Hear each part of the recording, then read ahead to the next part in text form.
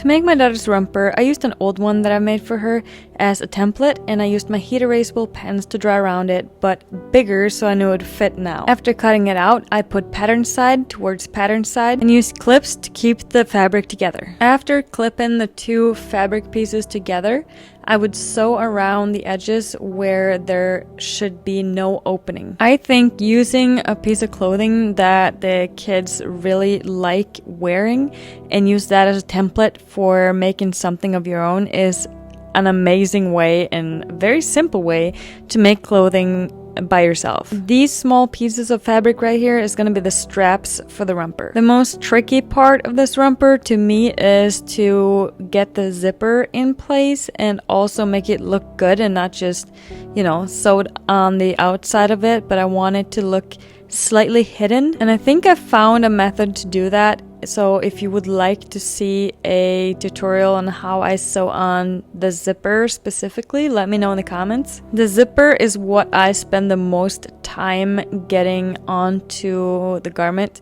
because I want it to look good and I find it challenging, which makes it fun. After getting the zipper in place, I work on sewing in all of the raw edges of the fabric and make nice edges so it looks clean. And I simply do that by folding it in once or twice depending on the fabric type that I'm using and obviously how it looks. I also ran into the issue of running out of bobbin thread, which is great as we all know, but as much as that sucks, it's an easy fix, and then we're back on track. Last but not least, we finished up the whole romper by sewing the edge around the ankles of the romper. My favorite part of this whole process is to see my daughter actually really love what I made for her and wanting to wear it. Hopefully this can help you make one too.